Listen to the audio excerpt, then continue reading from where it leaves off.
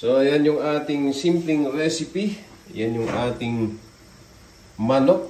Ayan, syempre yan yung ating sinunog na manok. At eto yung ating mushroom. Yan yung nahanapan namin ni Mudjako. Wild mushroom yan mga idol. Yan o.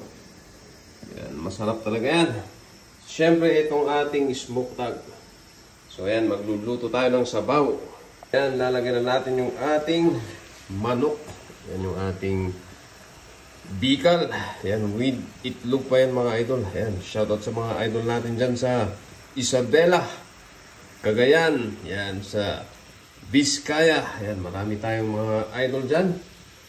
Sa mga kautag natin dyan at saka kaparso natin. Ayan, magluluto tayo ng sabaw mga idol. Siyempre, sasabay na rin natin yung ating smoked tag. Siyempre. Ayan. Quality yan mga idol. Thank you sa mga umorder sa atin ng smoked tag. Ayan. Maraming salamat mga kautag. At siyempre, kailangan may kuko yan mga idol. Ayan. May gamit yung kuko na yan pagkatapos natin kumain. So, pakukuluan muna natin mga idol. So, ayan mga idol. Ilalagay na natin yung ating wasak na sibuyas at saka wasak na bawang. Yun o. Bawang natin para may amoy bawang. Yan. Siyempre, ilalagay na rin natin yung ating wild mushroom. Yan yung nakuha natin sa kabundukan mga idol. Yan o. Quality yan. Napakasarap sa sabaw niyan mga idol.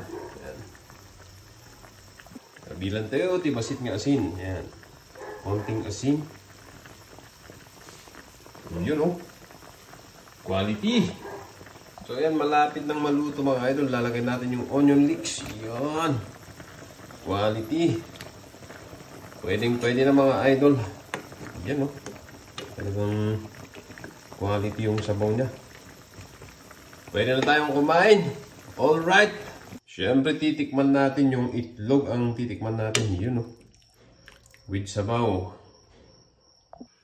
Eto na, mga kautag, mga idol. Yan, shoutout sa mga idol natin dyan. Yan, titikman na natin. Mainit. Amoy pa lang, talagang quality na mga idol. Malaki yung itlog.